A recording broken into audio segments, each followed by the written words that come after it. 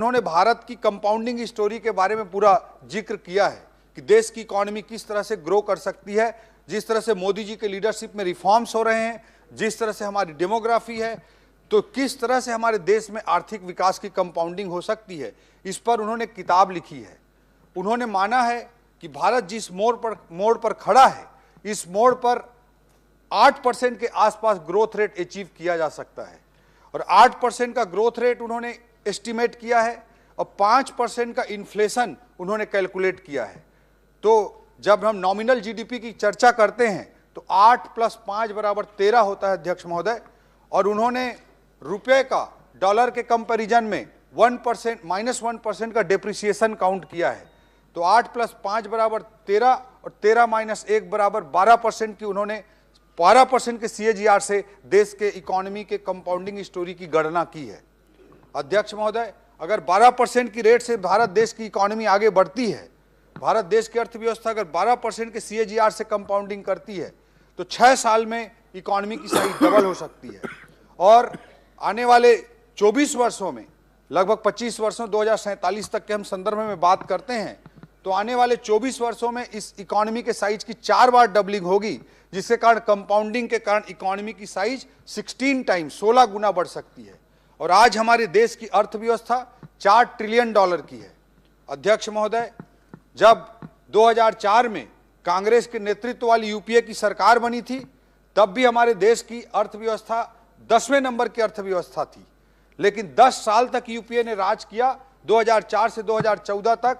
और 2014 में जब ये सत्ता से जब जनता ने इन्हें बाहर किया, तब भी दुर्भाग्य से हमारे देश की अर्थव्यवस्था 10वें नंबर पर ही थी।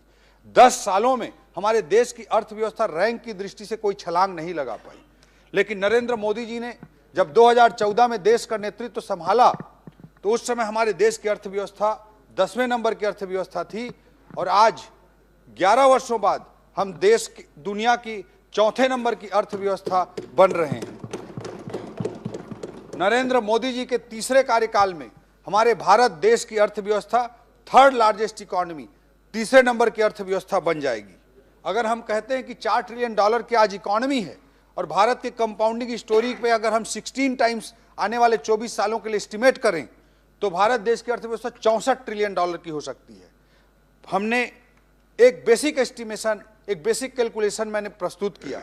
चलिए 64 ना हो, 50 हो, 50 ना हो 40 भी हो, अगर 40 ना हो 30 भी हो, $30 ट्रिलियन भी हो, तब भी हमारे इकोनॉमी में आने वाले 24-25 सालों में $26 ट्रिलियन की नई वैल्यू क्रिएट होने वाली है। वही मैं मानता हूं कि आज जो पीढ़ी हमारे देश में और प्रदेश में जी रही है, यह अपॉर्चुनिटी हमारी इस पीढ़ी के पास है। अपने खुद के आर्थिक विकास की दृष्टि से, खुद के बिजनेस की दृष्टि से, खुद के एंटरप्रेन्योरशिप की दृष्टि से हमारे युवाओं के पास एक बहुत बड़ी एक स्टोरी है, बहुत बड़ी एक ग्रोथ अपॉर्चुनिटी है। आज दुनिया के किसी देश के पास इस तरह की अपॉर्चुनिटी नहीं होती है। अध्यक्ष महोदय, इसी परिप्रेक्ष्य में हमारे छत्तीसगढ़ के भी हमने कैलकुलेशन करके छत्तीसगढ़ की अर्थव्यवस्था को आगे बढ़ाने की दृष्टि से प्रयास किए हैं।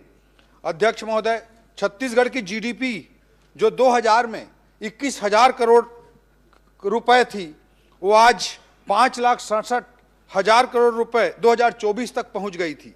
5,67,000 करोड़ रुपए 2024 तक पहुंच गई थी। इसको 2047 तक लगभग 15 टाइम्स तक बढ़ाते हुए, जब हमने बेस स्टार्ट किया था तब जीएसडीपी 5 लाख करोड़ के आसपास थी, उसे 15 गुना बढ़ाते हुए 75 लाख करोड़ तक पहुंचाने की एक सपना, एक विजन, एक रोड मैप हमारी सरकार ने आदरणीय मुख्यमंत्री जी के नेतृत्व में देखा है। और भारत की जो इकोनॉमी की कंपाउंडिंग स्टोरी होगी, उसी तरह की कंपाउंडिंग स्टोरी हमारे छत्तीसगढ़ में हो, उससे बेहतर हो, इस दिशा में निश्चित रूप से हम प्रयास करेंगे। इस सोच के साथ विजन डॉक्यूमेंट तैयार किया गया है। अध्यक्ष महोदय, जो आदरणीय मुख्यमंत्री जी के नेतृत्व में जो हमारी सरकार का प्रथम बजट आया था, उसमें प्रथम बजट भाषण में उनके निर्देश पर हमने कहा था कि हम एक विजन डॉक्यूमेंट तैयार करेंगे और ये विजन डॉक्यूमेंट को आगे बढ़ाते हुए ये तैयार करने का काम किया गया है।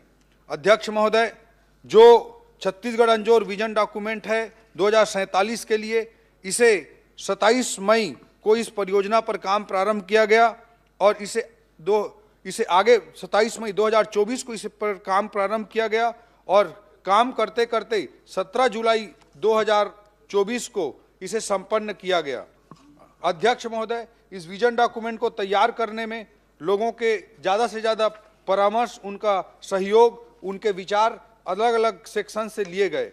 अध्यक्ष महोदय, जो विजन डॉक्यूमेंट तैयार करने की प्रक्रिया थी उसमें लगातार स्टीयरिंग कमेटी की बैठक की जाती रही। लगातार लोगों से ऑनलाइन माध्यम से, पोर्टल के माध्यम से, शिक्षाविदों के वेबिनार के माध्यम से, अलग अलग ग्रुप के प्रदेश भर के एक्सपर्ट्स के माध्यम से इसको अलग अलग तरह के सुझाव लिए गए। सम्माननीय विधायकों को, सम्माननीय मंत्रियों से अलग अलग विभागवार चर्चा करके इसे तैयार करने की दिशा में काम किया गया। अलग अलग टीम बनाई गई और 1 लाख से ज़्यादा कंसल्टेशन के साथ इस विजन डॉक्यूमेंट को तैयार किया गया। अध्यक्ष महोदय, जो डेमोग्राफी का जो विवरण है, जो ये विजन डॉक्यूमेंट है, इसमें जो डेमोग्राफी का विवरण है वो 3 करोड़ की लगभग हमारी जनसंख्या है, जो आने वाले 2047 में 3 करोड़ 60 लाख से 3 करोड़ 80 लाख तक के होने का अनुमान है। जो औसत उम्र है वो उस समय 36 से 37 साल तक होगी। उस समय जो लाइफ एक्सपेक्टेंसी है वो 65 से बढ़कर 84 के लगभग होगी। जो शहरी जनसंख्या है अभी 27% है, वो 40 से 45% के बीच में होगी। इसमें जो सामाजिक इंडिकेटर्स हैं, जो इंडिकेटर्स हैं, सामाजिक सूचकांक हैं, उसमें बेरोजगारी की दृष्टि से इसमें कमी लाने की दिशा में प्रयास किया होगा। महिला श्रम शक्ति की सहभागिता आज हमारे छत्तीसगढ़ में लगभग 60% महिलाओं की है, वो बढ़कर लगभग 75% तक होगी।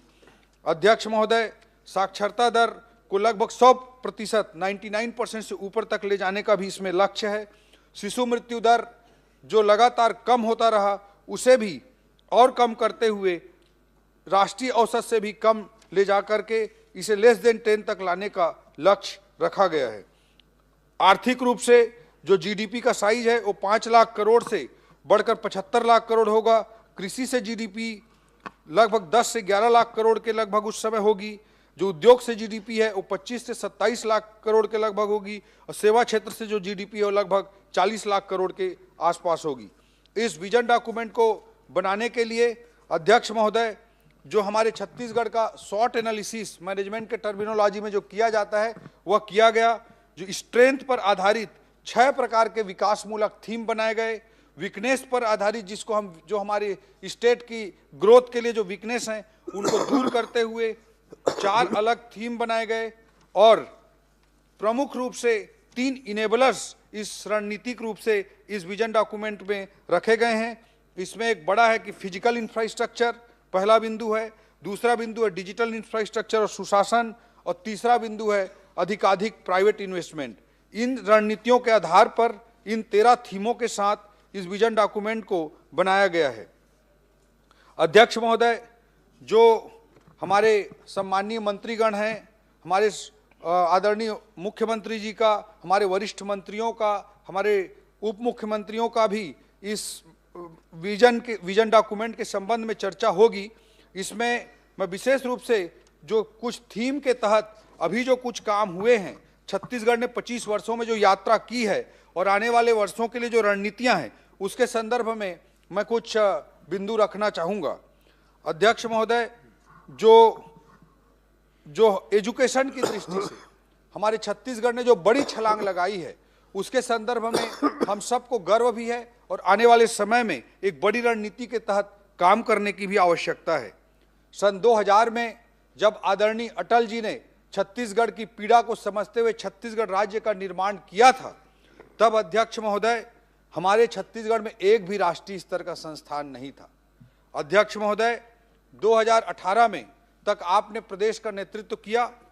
2003 से 2018 के बीच में हमारे छत्तीसगढ़ में आईआईटी भी आया, Indian Institute of Technology, IIM भी आया, Indian Institute of Management, AIIMS भी आया, All India Institute for Medical Sciences, HNLU भी आया, Hidayatullah National Law University, NIT भी बना, National institute for Technology, triple IT भी बना, International Institute for Information Technology, CIPET भी बना प्लास्टिक इंजीनियरिंग के लिए।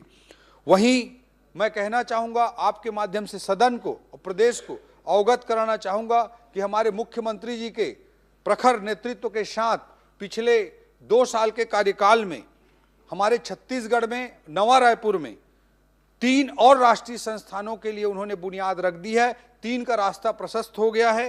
पहला है NIFT, national institute for fashion technology, NFSU, national forensic science university, और NIELIT, national institute for electronics and IT. इतना बड़ा काम आदरणीय मुख्यमंत्री जी ने शिक्षा के छलांग की दृष्टि से, युवाओं की दृष्टि से प्रदेश में लगाई है।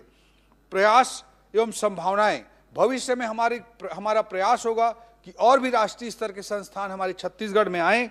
इस दृष्टिकोण से जो हम प्रयास करेंगे, इंडियन इंस्टीट्यूट ऑफ साइंस के लिए, एसपीए के लिए, school for planning and architect, Eicher के लिए, Indian institute for scientific and educational research के लिए, और नाइपर के लिए, national institute for pharmaceutical education and research, इसके लिए भी हम आने वाले समय में प्रयास करेंगे। और निश्चित रूप से ये राष्ट्रीय स्तर के संस्थान भी हमारे छत्तीसगढ़ के युवा भाई बहनों की दृष्टि से तैयार किए जाएंगे। हमारे मुख्यमंत्री जी के लीडरशिप में, उनके मार्गदर्शन में, उस दिशा में भी हमारी सरकार काम कर रही है।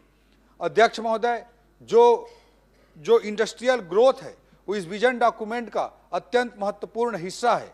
हमारे छत्तीसगढ़ में इस इंडस्ट्रियल ग्रोथ को सुनिश्चित करने के लिए हमारी सरकार बनने के बाद आदरणीय मुख्यमंत्री जी ने नई इंडस्ट्रियल पॉलिसी के लिए परिकल्पना की और इंडस्ट्रियल पॉलिसी 2024 से 2030 तक का निर्माण किया गया है। अध्यक्ष महोदय, जो इंडस्ट्रियल पॉलिसी बनी है अभी, वो हमारे मूल रूप से फोकस किया है कि ज़्यादा से ज़्यादा हमारे छत्तीसगढ़ के युवा भाई बहनों के लिए रोजगार अधिकाधिक कैसे सृजित हो।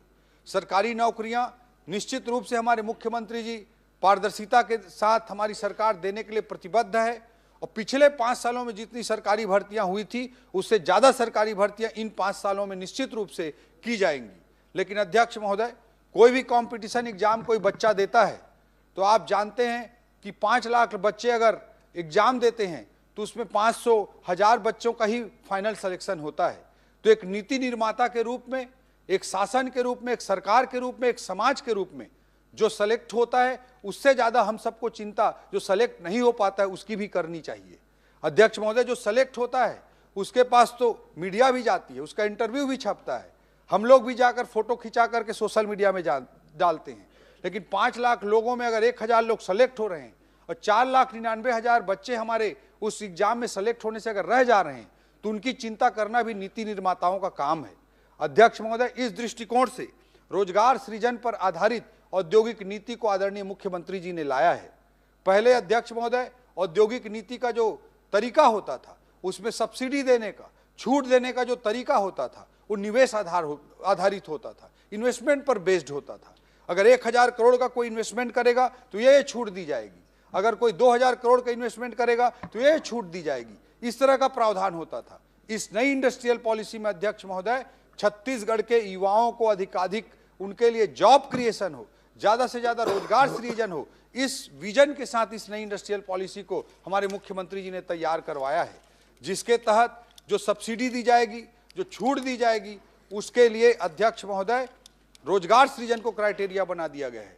अगर कोई इन्वेस्टर अगर आप आकर के 1,000 रोजगार सृजित करता है तो उसको ये छूट मिलेगी, अगर 2,000 रोजगार सृजित करता है तो ये छूट मिलेगी। इस रणनीति के तहत नई औद्योगिक नीति को तैयार किया गया है।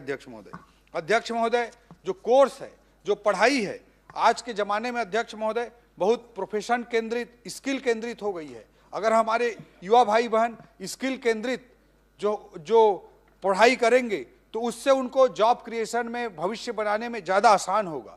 फिर अध्यक्ष महोदय, केवल काउंटिंग के लिए, गिनती के लिए हम पढ़ाई कर लें तो आज के ज़माने में, आज के प्रतिस्पर्धी ज़माने में, आज के टेक्नोलॉजी बेस्ड वर्ल्ड में, नॉलेज बेस्ड सोसाइटी में वो बहुत ज़्यादा कारगर नहीं होता है। हमारी लर्निंग, हमारा सीखना, हमारा स्किल ज़्यादा कारगर होता है। इस बात को समझते हुए आदरणीय मुख्यमंत्री जी ने निर्देशित किया कि हमको रोजगार परक कोर्सेज को हमको बढ़ावा देना है। इस सोच के साथ अध्यक्ष महोदय, पिछले बजट में हमारे मुख्यमंत्री जी के निर्देश पर नर्सिंग कॉलेजेस और फिजियोथेरेपी कॉलेज में किस तरह की छलांग सरकार ने लगाई है, हमारे छत्तीसगढ़ ने लगाई है, उसका मैं विवरण देना चाहूंगा। छत्तीसगढ़ राज्य बनने के बाद प्रदेश में 8 शासकीय नर्सिंग कॉलेज थे, जबकि पिछले साल के बजट में एक साथ 12 नए नर्सिंग कॉलेज लिए गए अध्यक्ष महोदय। इसी तरह से फिजियोथेरेपी का एक कॉलेज था अध्यक्ष महोदय, उसमें 6 नए फिजियोथेरेपी कॉलेज एक साथ बजट में लेकर के स्टार्ट किया गया अध्यक्ष महोदय। अध्यक्ष महोदय, हमारे छत्तीसगढ़ की इकोनॉमी की जब हम बात करते हैं तो हमारा जो विनिर्माण क्षेत्र है, जो हमारा सेकेंडरी सेक्टर है, वो बहुत मजबूत है, क्योंकि हमारे हेवी इंडस्ट्री, कोर इंडस्ट्री पर आधारित इकोनॉमी है। लेकिन अध्यक्ष महोदय, जब हम हेवी इंडस्ट्री की बात करते हैं तो रोजगार सृजन उतने अच्छे तरीके से उस पर नहीं हो पाता है। जो रोजगार सृजन होता है अध्यक्ष महोदय, जैसे स्टील सेक्टर पर माना गया है कि 1 करोड़ की इन्वेस्टमेंट पर 0.37 रोजगार ही क्रिएट हो पाते हैं, अर्थात 1 करोड़ के स्टील सेक्टर के इन्वेस्टमेंट पर 1 से भी कम रोजगार पैदा होता है। इसलिए अध्यक्ष महोदय, ये प्रयास किया गया है कि हम इसको ऐसे सेक्टर्स को प्रमोट करें। इस नई इंडस्ट्रियल पॉलिसी का भी वो हिस्सा है जिससे ज़्यादा से ज़्यादा रोजगार सृजित हो सके। जैसे अध्यक्ष महोदय, गारमेंट सेक्टर में 1 करोड़ की इन्वेस्टमेंट पे 30 नए रोजगार पैदा होते हैं। आईटी, केपीओ, बीपीओ सेक्टर में 1 करोड़ की इन्वेस्टमेंट पे 50 रोजगार पैदा होते हैं। लेकिन हमारे छत्तीसगढ़ की इकोनॉमी में कोर सेक्टर मजबूत है, लेकिन tertiary sector, service sector weak है। इसके कारण से रोजगार सृजन में हमारे छत्तीसगढ़ में अनेक दिक्कतें आती है और जॉब क्रिएशन नहीं हो पाता। हजारों करोड़ की इन्वेस्टमेंट से बड़ी मुश्किल से 500,000 रोजगार ही पैदा होते हैं। इसलिए नई औद्योगिक नीति में भी और ओवरऑल पॉलिसीज में भी हमारे मुख्यमंत्री जी का स्पष्ट विजन है कि हम रोजगार परक चीजों को ज्यादा बढ़ावा दें। इस दृष्टिकोण से मैं आपके समक्ष रखना चाहूंगा कि हमारे छत्तीसगढ़ के सर्विस सेक्टर का जीएसडीपी में, स्टेट के जीएसडीपी में जो योगदान है वो राष्ट्रीय औसत से लगभग 10% कम है, लगभग 20% कम है। जो राष्ट्रीय जीडीपी पर सर्विस सेक्टर का योगदान जहां 55% है, वहीं छत्तीसगढ़ के जीडीपी पर सर्विस सेक्टर का योगदान मात्र 35% है। इसको हम जब तक बढ़ाएंगे नहीं, तब तक जॉब क्रिएशन ज्यादा से ज्यादा नहीं हो सकता। इसलिए अध्यक्ष महोदय, हमारे मुख्यमंत्री जी के निर्देशानुसार छत्तीसगढ़ को मेडिकल टूरिज्म के हब के रूप में भी, नेचुरोपैथी के हब के रूप में भी, वेडिंग डेस्टिनेशन के हब के रूप में भी, कॉन्फ्रेंस टूरिज्म के हब के रूप में भी हम छत्तीसगढ़ को डेवलप करने की दिशा में आगे बढ़ रहे हैं। अध्यक्ष महोदय, इस दिशा में मेडिकल टूरिज्म के लिए बहुत तेजी से प्रयास हो रहे हैं। हमारे छत्तीसगढ़ में आपके कार्यकाल में सत्य साई जो हमारा हॉस्पिटल स्थापित हुआ है, देश का अनोखा हॉस्पिटल है जिसमें कोई बिलिंग काउंटर ही नहीं है। बड़े बड़े ऑपरेशन छोटे बच्चों के वहां पर किए जाते हैं जिसमें लाखों रुपए का खर्चा होता है, लेकिन उस पूरे हॉस्पिटल में कोई बिलिंग काउंटर नहीं है। रहने का, खाने का सब कुछ खर्च वहां पर फ्री में मिलता है। तो उसके कारण से राष्ट्रीय ही नहीं, अंतर्राष्ट्रीय स्तर से भी लोग वहां पर उपस्थित होते हैं। अध्यक्ष महोदय, इस सत्य साई हॉस्पिटल के द्वारा 40,000 से अधिक ऑपरेशन इन वर्षों में, पिछले दशक में किया गया है। अध्यक्ष महोदय, उसी तारतम्य में नवा रायपुर में प्रयास करते हुए बॉम्बे हॉस्पिटल को भी यहाँ पर लाने का मार्ग प्रशस्त हुआ है। अध्यक्ष महोदय, प्राइवेट सेक्टर के भी जो हॉस्पिटल स्थापित करना चाहते हैं, नई औद्योगिक नीति उसमें भी सब्सिडी का प्रावधान करती है ताकि मेडिकल टूरिज्म डेवलप हो और सर्विस सेक्टर को बढ़ावा मिल सके। अध्यक्ष महोदय, हमारे पास 44% वन संसाधन है। हमारे पास धुड़मा राज जैसा बस्तर का गांव है जिसे यूनाइटेड नेशन के वर्ल्ड टूरिज्म ऑर्गेनाइजेशन ने दुनिया के 20 सर्वश्रेष्ठ टूरिज्म विलेज के रूप में चयनित किया है। कांगेर वैली नेशनल पार्क है हमारे बस्तर में, जिसको यूनेस्को ने वर्ल्ड हेरिटेज साइट के रूप में उसे चिन्हांकित किया है। इन सब जगहों पर पर्यटन की अपार संभावनाएं हैं। हमारा 44% वन्य क्षेत्र, ऐसा जंगल जो देश में बहुत विरले मिलता है, उसके बाद भी नक्सलवाद के कारण, माओवाद के कारण हमारे पास टूरिज्म डेवलप नहीं हो पाया। हमारे रायगढ़ का आदमी, हमारे कोरबा का आदमी, हमारे राजनांदगांव का आदमी, कवर्धा का आदमी भी अगर दिल्ली बॉम्बे में खड़ा होता है तो लोग सोचते हैं कि ये भी नक्सलवाद प्रभावित क्षेत्र से आया है।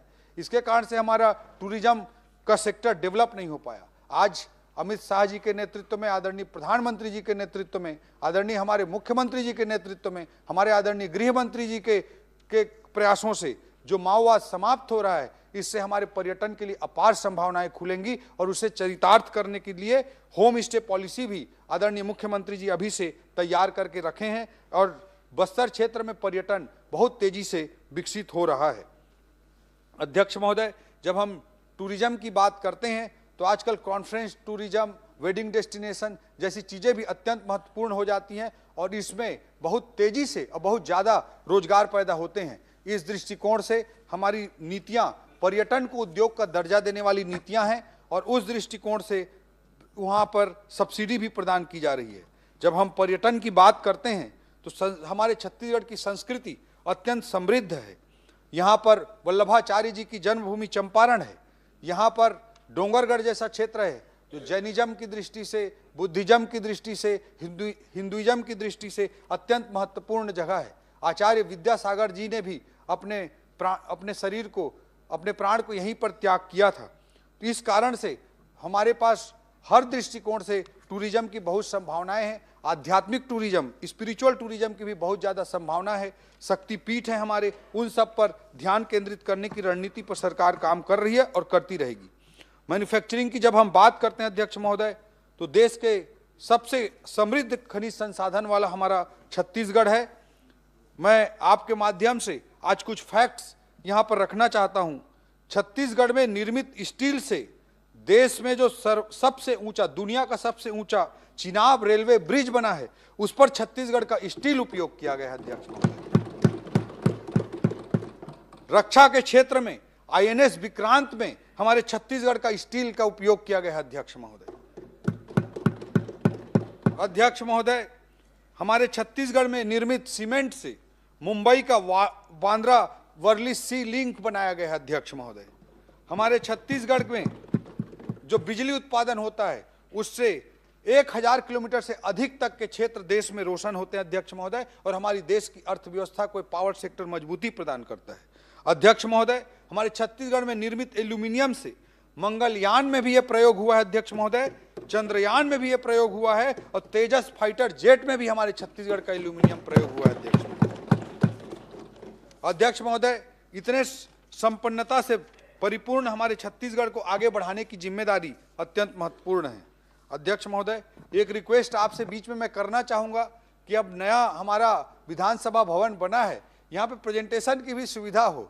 मुझे लगता है कि आप नियम कानूनों में थोड़ा परिवर्तन करके, क्योंकि अध्यक्ष महोदय बोलने में क्लियर ही नहीं हो रहा है, वो दिखता तो अच्छे से लगता, तो मैं ये रिक्वेस्ट करना चाहूँगा कि ये थोड़े नियमों में संशोधन करके प्रेजेंटेशन की भी व्यवस्था यहाँ पर करें। फोटो और वीडियो के साथ उसको देखेंगे हम कोई भी चीज़ को तो ज़्यादा अच्छे से प्रेजेंट कर पाएंगे अध्यक्ष महोदय। इंफ्रास्ट्रक्चर हमारा बहुत प्रॉब्लमेटिक रहा है अध्यक्ष महोदय। जिस अनुपात में आज़ादी के बाद 50 सालों तक इंफ्रास्ट्रक्चर ग्रोथ करना था, वो हमारे छत्तीसगढ़ इस मामले में उसको उतना ध्यान नहीं दिया गया, इग्नोर किया गया। अध्यक्ष महोदय, एक मैप में दिखाता आपको बिहार और बंगाल के रेल नेटवर्क का, और एक मैप में दिखाता हमारे छत्तीसगढ़ के रेल नेटवर्क का, तो साफ हो जाता अध्यक्ष महोदय कि हमारे छत्तीसगढ़ में रेलवे नेटवर्क को आज़ादी के बाद 50 सालों तक किस तरह से इग्नोर किया गया। लेकिन आज विशेष रूप से मैं धन्यवाद देना चाहता हूं आदरणीय नरेंद्र मोदी जी को, भारत सरकार को, कि हमारे राव घाट से जगदलपुर तक की रेलवे लाइन का काम उन्होंने स्वीकृत कर दिया है अध्यक्ष महोदय। अध्यक्ष महोदय, खरसिया से लेकर जयजयपुर होते हुए, शिवरी नारायण होते हुए, बलौदा बाजार होते हुए, मंदिर हसौद होते हुए, नवा रायपुर को पार करते हुए जो राजनांदगांव के परमल कसा तक का जो रेलवे लेन है, उसको भी आदरणीय नरेंद्र मोदी जी ने सैंक्शन करने का काम किया है अध्यक्ष महोदय। अध्यक्ष महोदय, हमारा छत्तीसगढ़ एक लैंड लॉक स्टेट है, जिसके कारण व्यापार व्यवसाय में अनेक चुनौतियों का सामना करना पड़ता है। नरेंद्र मोदी जी को मैं पुनः धन्यवाद देना चाहूँगा कि हमारे लैंड लॉक छत्तीसगढ़ को उन्होंने पोर्ट सिटी विशाखापट्टनम से जोड़ने के लिए एक्सप्रेसवे का निर्माण कराया है अध्यक्ष महोदय। इससे भी हमारे छत्तीसगढ़ की इकोनॉमी को बहुत बूस्ट मिलेगा। अध्यक्ष महोदय, जब हम इकोनॉमिक डेवलपमेंट की बात करते हैं, जब हम इंफ्रास्ट्रक्चर की बात करते हैं, तो अध्यक्ष महोदय अत्यंत महत्वपूर्ण हो जाता है कि किसी भी इकोनॉमी में बड़ा ग्रोथ सेंटर हो। हमारा देश भारत गाँव का देश है, लेकिन गाँव का विकास भी तब तक नहीं किया जा सकता अध्यक्ष महोदय जब तक इकोनॉमी को रफ्तार न मिले।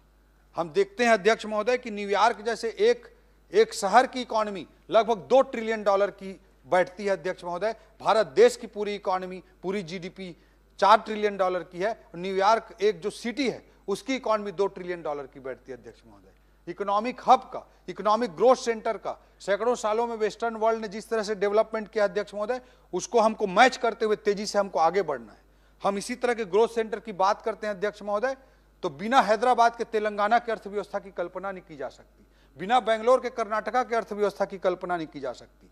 हमारा छत्तीसगढ़ वर्षों नहीं दशकों तक इग्नोर रहा, पीड़ा में रहा। उस पीड़ा को भारतीय जनता पार्टी ने और अटल जी ने समझा और नया छत्तीसगढ़ बनाया। जब हमको छत्तीसगढ़ नया मिला तो उसमें ऐसा कोई बड़ा ग्रोथ हब नहीं था अध्यक्ष महोदय, जो इकोनॉमी को एक बड़ा बूस्ट दे, जो इकोनॉमी में बड़े रेवेन्यू क्रिएट करके दे, जिससे हम दूरस्थ गांवों का, हमारे पिछड़े हुए भाइयों का हम कल्याण कर सके। अध्यक्ष महोदय, इस सोच और इस विजन के साथ नया कैपिटल सिटी जो आपने बनाने का काम किया था, वो आज एक ग्रोथ सेंटर के रूप में तेजी से आगे बढ़ रहा है। यहाँ पर एआई डेटा सेंटर आया है, यहाँ पर सेमीकंडक्टर आया है, यहाँ पर श्री श्री रविशंकर जी ने यहाँ पर अपना सेंटर स्थापित करने के लिए एमओयू किया है। सत्य साई सेंटर को नया genome research centre, health skill centre बनाने के लिए काम आगे बढ़ा है। सीधा उनका टाई अप टाटा मेमोरियल से अध्यक्ष महोदय, और हमारे छत्तीसगढ़ की बच्चियां यहाँ पर हेल्थ स्किल की ट्रेनिंग करके टाटा मेमोरियल में जाकर के जॉब कर सकेंगी। इस तरह कामों का आगे बढ़ाया गया अध्यक्ष महोदय। इस नवा रायपुर में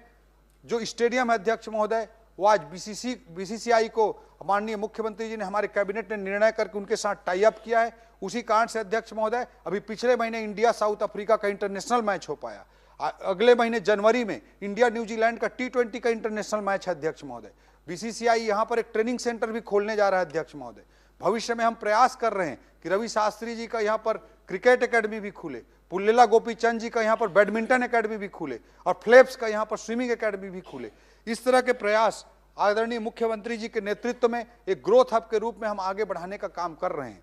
बट एक जब ग्रोथ हब की कल्पना हम करते हैं तो अध्यक्ष महोदय एक इंटीग्रेटेड प्लानिंग के साथ, एक मेट्रोपॉलिटन प्लानिंग के साथ एक बड़े ग्रोथ हब की भी परिकल्पना को किया गया है। और पिछले मानसून सत्र में SCR स्टेट कैपिटल रीजन का एक्ट भी सम्माननीय विधानसभा ने पारित किया है। उसके लिए मैं विधानसभा को बहुत बहुत धन्यवाद भी देना चाहता हूं।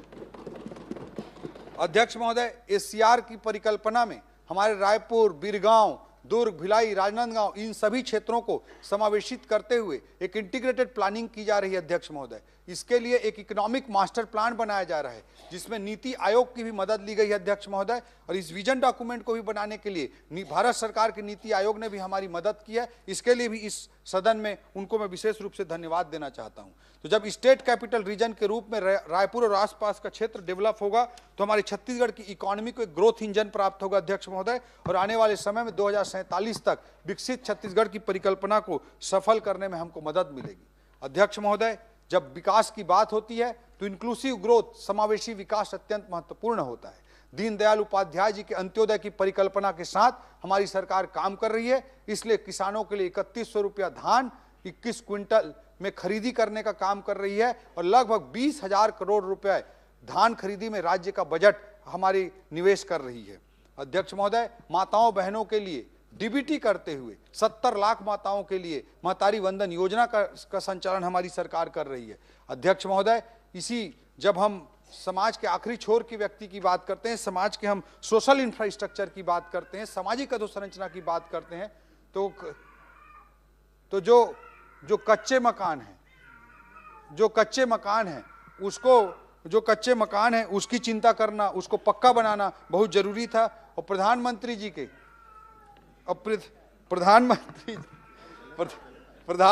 जी के परिकल्पना अनुसार 5 सालों तक आवास निर्माण को पूरी तरह से पिछली सरकार ने रोक कर रखा था अध्यक्ष महोदय। छत्तीसगढ़ के 18 लाख गरीबों के छत को छीनने का पाप किया था अध्यक्ष महोदय। हमारी सरकार आते ही आदरणीय मुख्यमंत्री जी ने पहला दस्तखत आवास के लिए किया था अध्यक्ष महोदय।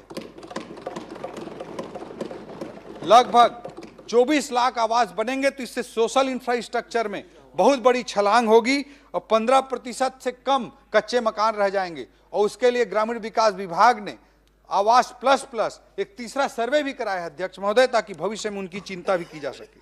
इनलैंड लॉजिस्टिक एक और महत्वपूर्ण क्षेत्र होगा अध्यक्ष महोदय, जिस पर हम काम करेंगे। सूचना प्रौद्योगिकी के क्षेत्र में बहुत सारे प्रयास किए जा रहे हैं और उसको आगे बढ़ाने का काम किया जाएगा। अध्यक्ष महोदय, कृषि उन्नति की दृष्टि से भी हमारे छत्तीसगढ़ में अपार संभावनाएं हैं। जो विशेष रूप से मैं एक फैक्ट का ही बस जिक्र करना चाहूंगा अध्यक्ष महोदय, जब हमारे बस्तर की हम परिकल्पना करते हैं तो ऑर्गेनिक फार्मिंग की हमारे बस्तर में इतनी ज्यादा संभावनाएं हैं, जिसको प्रिमिटिव प्रैक्टिस मानकर, जिसको पुरातन पंथी व्यवहार मान करके, जिसको पहले इग्नोर किया जाता था, केमिकल फर्टिलाइजर्स और पेस्टिसाइड के उपयोग को ग्रीन रिवॉल्यूशन के बाद जितना ज्यादा बढ़ावा दिया गया, आज अध्यक्ष महोदय पंजाब जैसे राज्य उसका परिणाम भुगत रहे हैं। हर गली में, हर एक दो घर के गैप में कैंसर के पेशेंट मिल रहे हैं अध्यक्ष महोदय। कहीं ना कहीं हमारे छत्तीसगढ़ में भी जो केमिकल फर्टिलाइजर और पेस्टिसाइड का उपयोग बढ़ा, उसके कारण भी इस तरह की दिक्कतें आ रही हैं अध्यक्ष महोदय। और आज पूरी दुनिया समझ रही है कि ऑर्गेनिक फार्मिंग कितना जरूरी है अध्यक्ष महोदय। हमारे छत्तीसगढ़ के बस्तर की संभावना, हमारे छत्तीसगढ़ की संभावना, जहां परंपरागत रूप से ऑर्गेनिक फार्मिंग होती है, उसको हम सर्टिफाई कर लें, उसको हम बढ़ावा दे दें, तो कितनी बड़ी संभावना को हम साकार कर सकेंगे अध्यक्ष महोदय। इसका एक उदाहरण स्वरूप एक फैक्ट बस मैं रखना चाहता हूं। सिक्किम को आज पूरे देश में ऑर्गेनिक स्टेट के रूप में जाना जाता है। हमारे छत्तीसगढ़ के बस्तर के 7 जिलों में से एक जिला दंतेवाड़ा है, और दंतेवाड़ा का 70% एग्रीकल्चरल एरिया को ऑर्गेनिक सर्टिफाइड कराने का काम किया जा रहा है। 70% केवल दंतेवाड़ा जिले का ऑर्गेनिक अगर हो जाता है अध्यक्ष महोदय, तो सिक्किम के पूरे एग्रीकल्चरल एरिया से केवल दंतेवाड़ा एक जिले का 70% एग्रीकल्चरल एरिया पूरे सिक्किम के एग्रीकल्चरल एरिया से ज्यादा है अध्यक्ष महोदय। इतनी बड़ी संभावना ऑर्गेनिक फार्मिंग के संदर्भ में है। इस दिशा में हमको प्रयास करने की, काम करने की आवश्यकता अध्यक्ष महोदय। अध्यक्ष महोदय, जो वन धन है, जो हमारे छत्तीसगढ़ के माइनर फॉरेस्ट प्रोड्यूस हैं, उसकी संभावना को साकारित करने के लिए कल आदरणीय मुख्यमंत्री जी ने, आदरणीय अमित शाह जी ने अपने भाषण में विशेष रूप से जिक्र किया अध्यक्ष महोदय। सिक्किम का व्यक्ति अध्यक्ष महोदय हमारे बस्तर में आकर के माइनर फॉरेस्ट प्रोड्यूस के प्रोसेसिंग का कंपनी चला रहा है। हमारे छत्तीसगढ़ के भी इंटरप्रेन्योर्स को, हमारे छत्तीसगढ़ के युवा भाई बहनों को भी चाहिए कि हम इस तरह के इनिशिएटिव लें और इतनी बड़ी संभावना को साकार करें। इस दिशा में भी सरकार प्रमोट करने के लिए इस विजन डॉक्यूमेंट में प्रतिबद्ध है अध्यक्ष महोदय। जो बेसिक इनेबलर्स की मैंने चर्चा की, उसके संदर्भ में मैं कहना चाहूंगा कि आदरणीय मुख्यमंत्री जी ने गुड गवर्नेंस का अलग से डिपार्टमेंट अपनी सरकार आने के बाद स्थापित किया अध्यक्ष महोदय। अध्यक्ष महोदय, जो ईज ऑफ डूइंग बिजनेस के लिए बहुत सारे प्रयास किए गए हैं अध्यक्ष महोदय। ऑटो म्यूटेशन को रजिस्ट्री के बाद सीधा नामांतरण हो जाए, इसकी प्रक्रिया को अडॉप्ट किया गया, जिससे हजारों लाखों की संख्या में नामांतरण में लोगों को सुविधाएं मिल रही हैं और उनको चक्कर लगाने से, गलत प्रैक्टिसेस से, भ्रष्टाचार से मुक्ति मिली है अध्यक्ष महोदय। डीरेगुलेशन के लिए जन विश्वास बिल पिछले मानसून सत्र में भी लाया गया था। आदरणीय मुख्यमंत्री जी के निर्देश पर इस सत्र में भी जन विश्वास बिल का दूसरा चरण लाया जा रहा है अध्यक्ष महोदय। अध्यक्ष महोदय, इस तरह के अलग अलग प्रयासों से निश्चित रूप से छत्तीसगढ़ की इकोनॉमी को, छत्तीसगढ़ के सोशल इंफ्रास्ट्रक्चर को, छत्तीसगढ़ के सारे सामाजिक आर्थिक सूचकांकों को एक नई ऊंचाई पर पहुंचाने के लिए आदरणीय मुख्यमंत्री जी के नेतृत्व में हमारी सरकार पूर्णतः प्रतिबद्ध है और एक विजन डॉक्यूमेंट के साथ, एक रोड मैप के साथ हमारी सरकार उस दिशा में आगे बढ़ने के लिए सदैव प्रयास कर रही है और करती रहेगी। हमारे छत्तीसगढ़ की दृष्टि से, हमारे छत्तीसगढ़ की विकास की दृष्टि से जो सबसे बड़ा मोड़ है वो माओवाद के, नक्सलवाद की समाप्ति का मोड़ है अध्यक्ष महोदय। आज आदरणीय नरेंद्र मोदी जी के नेतृत्व में, आदरणीय अमित शाह जी के नेतृत्व में, आदरणीय हमारे मुख्यमंत्री विष्णुदेव साय जी के नेतृत्व में, आदरणीय हमारे गृह मंत्री जी के प्रयासों से जो बस्तर में माओवाद अपनी सांस गिन रहा है अध्यक्ष महोदय, ये छत्तीसगढ़ का टर्निंग पॉइंट होगा। एक और हम एससीआर जैसी परिकल्पनाओं को साकारित करके इकोनॉमी के लिए बड़ी ग्रोथ इंजन भी स्थापित करेंगे, वहीं दूसरी ओर इससे क्रिएट होने वाले रेवेन्यू से हमारे बस्तर, सरगुजा और मैदानी छत्तीसगढ़ के दूर गांवों का भी विकास सुनिश्चित करेंगे। ये विकास इंक्लूसिव होगा अध्यक्ष महोदय। इसमें जो समाज के आखिरी छोर पर खड़ा व्यक्ति है उसकी भी भागीदारी होगी अध्यक्ष महोदय। इस तरह के रोड मैप के साथ, इस तरह के विजन के साथ हमारी सरकार हमारे मुख्यमंत्री जी के नेतृत्व में आगे बढ़ रही है। बड़े दुर्भाग्य की बात है अध्यक्ष महोदय कि आज ऐसे महत्वपूर्ण विषय पर सदन में चर्चा हो रही है, प्रदेश के सबसे बड़े पंचायत में चर्चा हो रही है और विपक्ष यहां से नदारद है अध्यक्ष महोदय। इस तरह की करतूतों को, इस तरह के कृत्यों को न छत्तीसगढ़ की जनता कभी माफ करेगी और कांग्रेस पार्टी के और विपक्ष के इस तरह के कुत्सित प्रयासों को देश की जनता भी बार बार सबक सिखा रही है अध्यक्ष महोदय। ये डूबती हुई एक नाव है अध्यक्ष महोदय कांग्रेस, और इस डूबती हुई नाव का डूबना तय है अध्यक्ष महोदय।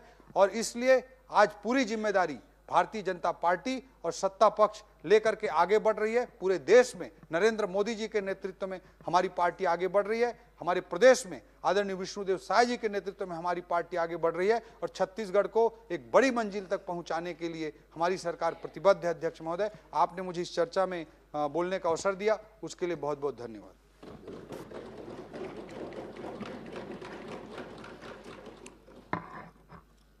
श्री अजय चंद्राकर जी।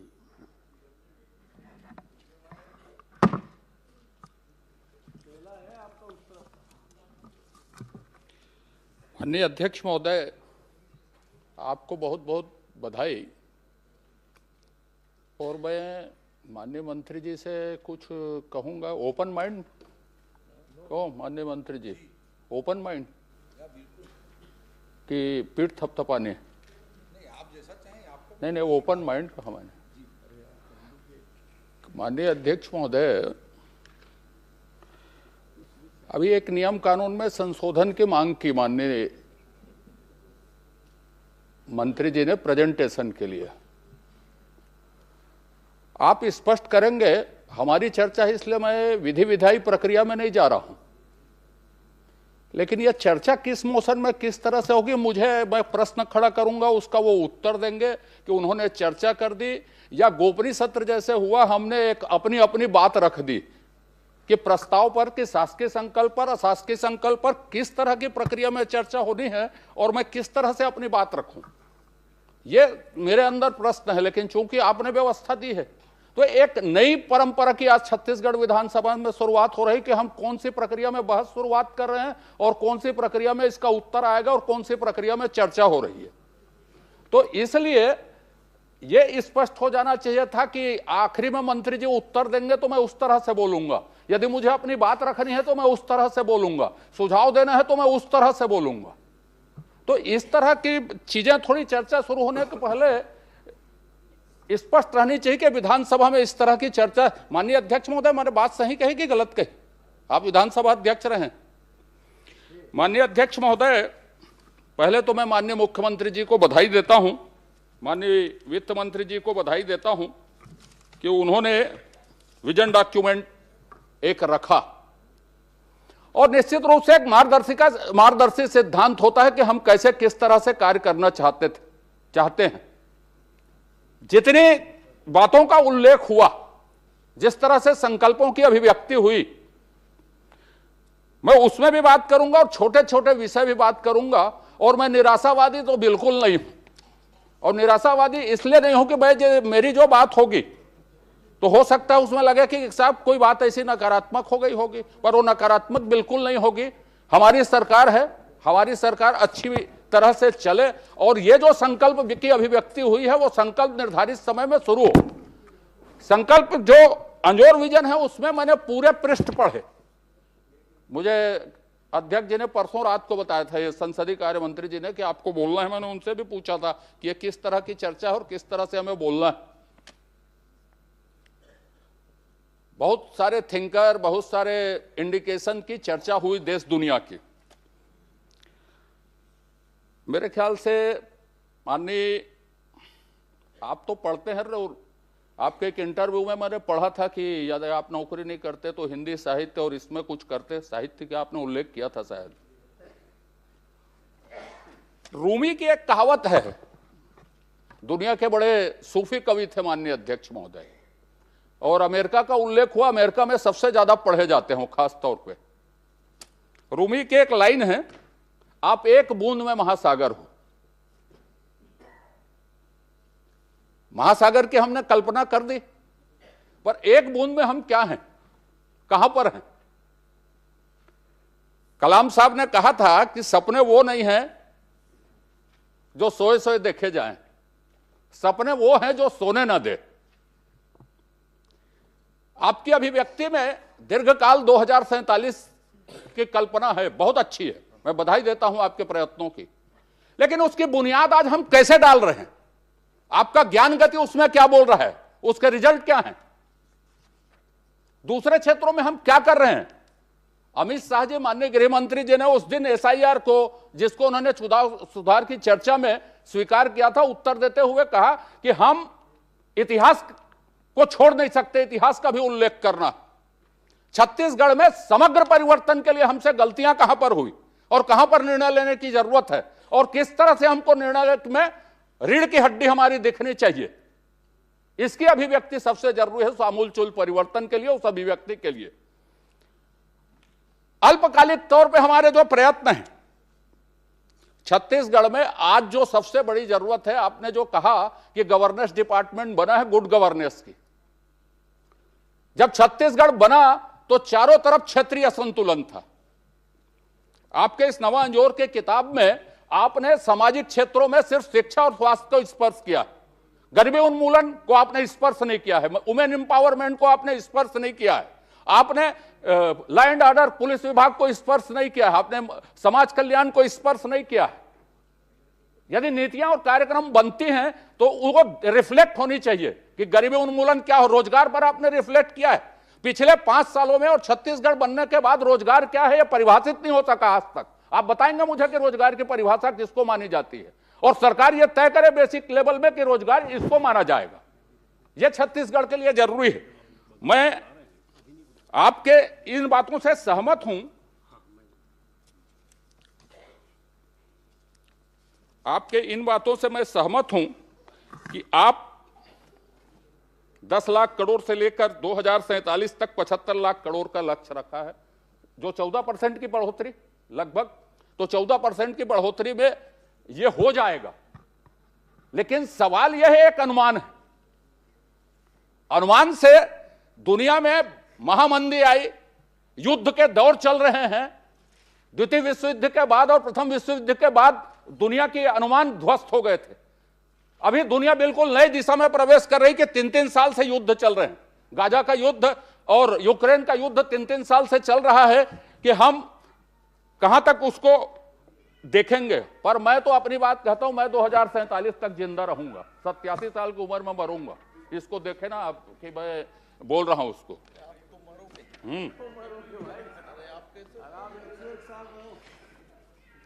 माननीय अध्यक्ष महोदय, अब हम इसमें शुरू करते हैं। चलिए, राम विचार जी ने कहा तो राम विचार जी शुरू करते हैं। छोटी छोटी बात, सिंचाई में हमने 25 साल में कितना पैसा खर्च किया होगा, कृषि में जीडीपी का योगदान कितना हो वो अलग चीज है, पर उसको बनाए रखने के लिए हम क्या कर रहे हैं। मैं आपके आर्थिक सर्वेक्षण की एक बात कर देता हूं। सिंचाई में आपने अलग से पेज नहीं रखा है, कृषि के साथ ही उसकी बातचीत की है। आप सिंचाई को बताते थे 37%, यह 23-24 का आर्थिक सर्वेक्षण, और 24-25 के आर्थिक सर्वेक्षण में सिंचाई घट गई 3%, वो 34% हो गया। अरबों रुपये जो खर्च हुए वो कहां पर गए?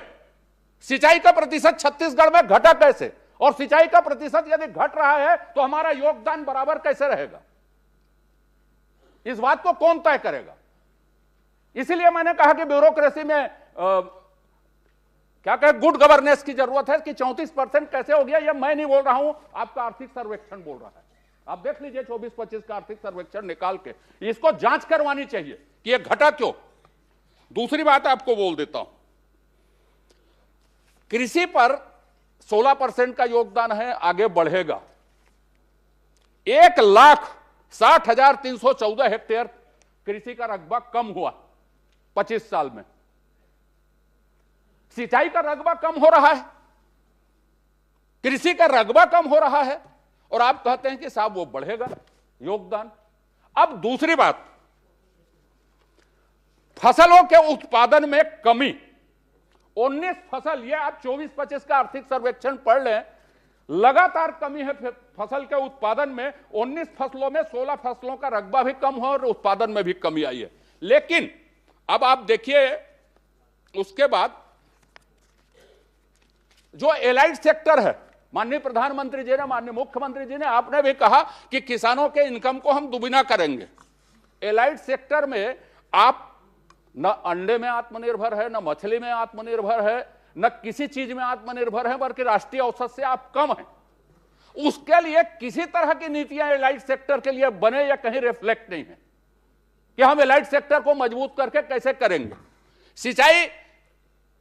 सिंचाई में जो लघु सूक्ष्म सिंचाई योजनाएं आपकी हैं, मैंने विधानसभा के भाषण में इस बात को कहा है कि सिंचाई के मामले में एजेंसी की सरकार है कि सरकार की एजेंसी है।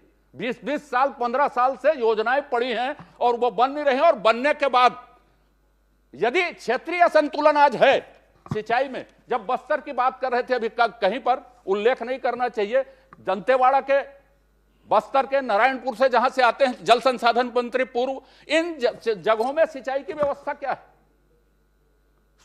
सरफेस वाटर की पॉलिसी क्या है? सरफेस वाटर जो आज का विषय है, आपने नगर नियोजन में बहुत कम बात की है, उसमें सरफेस वाटर, ड्रिंकिंग वाटर के लिए कोई पॉलिसी हमारी है कि नहीं है? बिल्कुल कोई पॉलिसी का उसमें उल्लेख नहीं है, जबकि आज के ये करंट इश्यूज हैं इस दुनिया में। माननीय अध्यक्ष महोदय,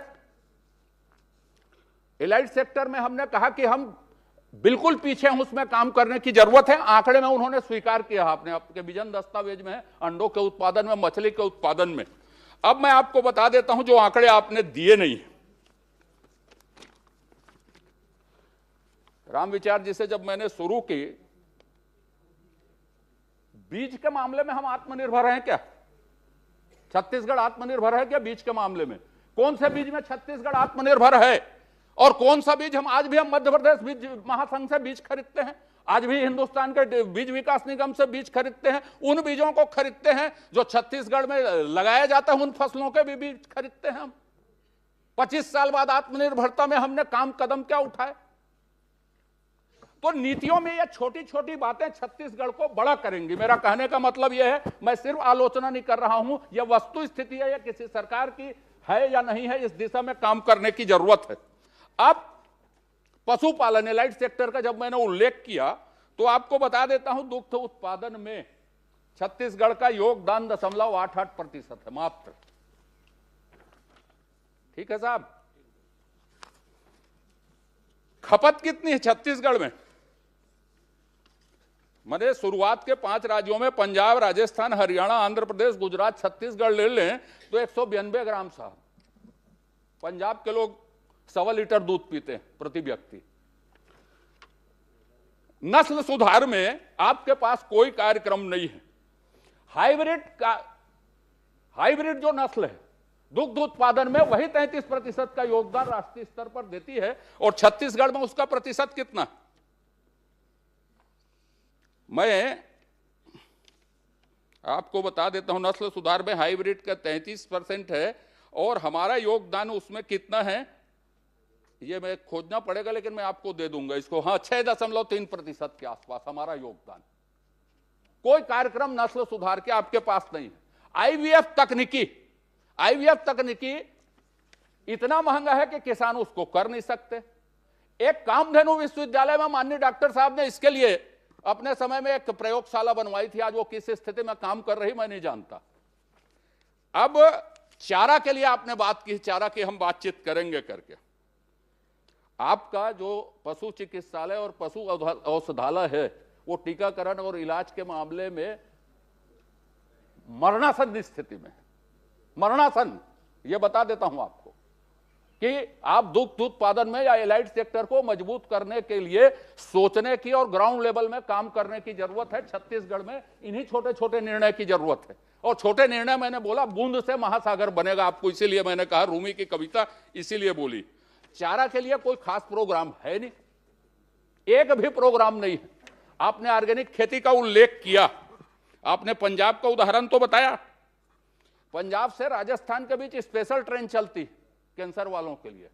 आपने देश दुनिया की बात की, यूरोपीय यूनियन और बड़े इंग्लैंड जैसे देशों ने भारत के कई उत्पादों को प्रतिबंधित कर दिया। ऑर्गेनिक माने खेती के उत्पादों को प्रतिबंधित कर दिया कि आप फर्टिलाइजर का उपयोग, पेस्टिसाइड्स का उपयोग जरूरत से ज्यादा कर रहे हैं, आपको उत्पाद प्रतिबंध। अब मैं ये कहता हूं कि यह स्थिति यदि है, एलाइड सेक्टर में हमारी स्थिति कमजोर है, तो हमारी नीति क्या है एलाइड सेक्टर के लिए? आप उद्योग का दर्जा दे रहे हैं तो क्या है? अब दूसरी बात, चारागाह के लिए क्या है? कुछ नहीं है। नर पशु का उपयोग क्या होगा? मशीनीकरण करने के बाद नर पशु का कोई उपयोग नहीं है। कृत्रिम गर्भाधान में आजकल सिर्फ और सिर्फ मादा नस्ल से भी मादा नस्ल पैदा किए जा सकते हैं, पर उसका कोई उपयोग छत्तीसगढ़ में नहीं है और उसकी कोई नीति नहीं है। तो यह एक छोटे काम है जो ग्रामीण अर्थव्यवस्था को बदल सकते हैं। आपने एनडीडीबी से समझौता किया है, अब वो समझौता कौन से स्टेज में है आप पूछ लीजिए, क्या क्रियान्वित हुआ है उसको, मैं बोलूंगा तो अच्छा नहीं होगा वो। तो इसलिए मैंने आपको कहा कि आप दूध के उपयोग में, उत्पादन में एलाइड सेक्टर जो माननीय प्रधानमंत्री जी के मछली पालन, पशुपालन, मधुमक्खी पालन, जितने तरह के एलाइड सेक्टर है उसके लिए नीति की जरूरत है, और तब आप माननीय प्रधानमंत्री, माननीय मुख्यमंत्री जी के सपनों को साकार करेंगे। गुजरात मॉडल की चर्चा होती है साहब बहुत, गुजरात मॉडल और आपके गवर्नेंस के बारे में धीरे धीरे बात करेंगे अपन। अब आप इसमें स्वास्थ्य विभाग में आपने चर्चा की, आप सेज बनाएंगे। सेज की अवधारणा क्या है? स्वास्थ्य के पहले हम थोड़ा उद्योग में, आपका वो विषय ज्यादा था।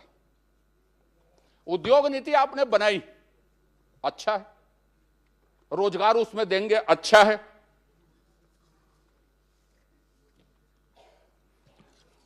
रोजगार के बारे में आपको बता देता हूं जिसका उल्लेख आपने भी किया। 97% लोग अनस्किल्ड हैं छत्तीसगढ़ में, 3% आबादी स्किल्ड है। आप जितनी शैक्षणिक संस्थाएं ला रहे हैं मैं स्वागत करता हूं, और मुझे इस बात का संतोष है माननीय अध्यक्ष महोदय के साथ काम करते हुए ढेरों संस्थाएं हमने बनाई, ढेरों संस्थाएं बनाई, और जिन संस्थाओं का आपने उल्लेख किया स्वागत है उसका छत्तीसगढ़ में। लेकिन आपको जो सोचना है, जब शिक्षा में बात करेंगे तो इस विषय में आएंगे कि उसमें छत्तीसगढ़ के लोगों का प्रवेश कैसे हो। अब आपने औद्योगिक नीति बनाई, मेरे ख्याल से उसको लागू करने के लिए बनाई कि संशोधन करने के लिए बनाई है, मुझे समझ में नहीं आया है। हर 15-20 दिन में मैं पढ़ता हूं कि एक संशोधन उसमें हुआ। अब कहीं पर यह झलक नहीं मिलती कि make in India, made in India, made in Chhattisgarh, make in Chhattisgarh कहां पर? माननीय जब थे, मैं छोटा छोटा उदाहरण दे देता हूं मेक इन इंडिया और मेक इन छत्तीसगढ़ और मेड इन छत्तीसगढ़ का। हम साइकिल खरीदते, चलिए आपने देश दुनिया की बात की, चीन ने जब एप्पल को बुलाया तो उन्होंने कहा कि यहीं आपको कामगारों को प्रशिक्षण देना पड़ेगा। आप जानते हैं, मुझे बताने की जरूरत नहीं है। और जब वहां के कामगार प्रशिक्षित हुए तो कितनी सारी कंपनियां निकली वहां से, एमआई वहीं से निकली, वीवो वहीं से निकली, एप्पो यहीं से निकली। आज हम ऐसी कौन सी कंपनी है जो यहां मेड इन, ऐसी कौन सी चीज और ऐसे कौन से सेक्टर है जिसको चिन्हित करके छत्तीसगढ़ में मेक इन मेड इन कर सकते? आपको उद्योग नीति इसमें क्या बोलती है? अब मैंने कहा कि साहब साइकिल हम बांटते हैं, क्या प्रतिस्पर्धा उसमें? एटलस बनाए चाहे A1 बनाए, छत्तीसगढ़ में कारखाना डालिए, 20 साल तक हम साइकिल देंगे, उसके सहायक उद्योग यहीं खुलेंगे, यहीं बनाएंगे, और साइकिल आप बांटिए। क्या प्रतिस्पर्धा उसमें? जो छत्तीसगढ़ में आके बनाएगा उसको हम देंगे, जो हमारे अनुकूल बात करेगा, हमारे मैन पावर को ट्रेन करेगा, स्किल करेगा, उसको हम देंगे, और उसके बाद हम बनाएंगे। इतने सारे मेडिकल कॉलेज खुल गए। अरे आप पोनी को यहीं बनवा लीजिए, पट्टी को यहीं बनवा लीजिए, मशीन नहीं बनवा सकते तो, रिएजेंट्स को यहीं बनवा लीजिए, बाकी को नहीं बनवा सकते तो कौन ने मना किया? अब आप सेज की बात करते हैं, हिंदुस्तान में सेज की कल्पना, आपने इसमें भी सेज की बात की है। हिंदुस्तान में जब सेज की बात करते हैं तो आजकल सेज बंद हो चुका। हमने जितनी चीजें हमने की, अप्रैल पार्क हमने बनाए, चलिए घूमने चलते हैं अप्रैल पार्क की क्या हालत है देखते हैं। सेज ही है एक तरह का। अब आपने कुटीर उद्योग के लिए क्या पॉलिसी रखी है इसमें? एक बेल मेटल का आदमी, एक स्व सहायता समूह का आदमी, एक और भी लघु कुटीर उद्योग के लोग हैं, उसको कौन सी नीति के तहत आप फाइनेंस करते हैं? कौन सी नीति के तहत कच्चा माल देते हैं? कौन सी नीति के तहत उसको ट्रेनिंग देते हैं?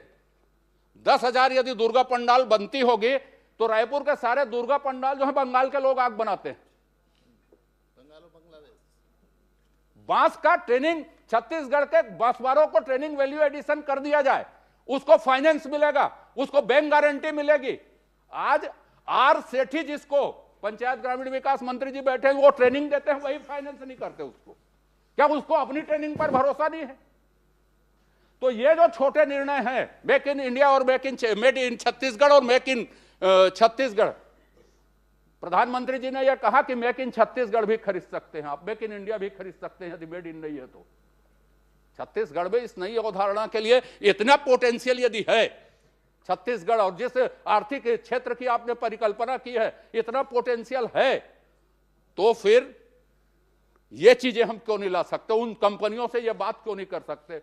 और समय में हिंदुस्तान ने अपने उद्योग नीति, अपने कार्य में। एक मिनट अजय जी, श्री प्रेम प्रकाश पांडे जी पूर्व विधानसभा अध्यक्ष, विधानसभा के अध्यक्ष की दीर्घा में आसीन है। सदन की ओर से मैं उनका स्वागत करता हूं। कृपया जारी रखें। कहाँ हुआ है? अभी शुरू हुआ भूमिका। माननीय अध्यक्ष महोदय, कहीं पर भी आज तक छत्तीसगढ़ के लोगों के लिए कोई नीति नहीं बनी। आज इतने लाख के बीपीओ में, इतने लाख के इस्पात में, हमारे चंद्रमा में ये पहुंच गया, हमारा लोहा टाइटन पहुंच गया, सारे उद्योग लोहे तेजस में, दुर्घटना वाला तेजस अपना नहीं था ना, बता देना, हमारा लोहा नहीं लगा था दुर्घटना वाला तेजस में। लेकिन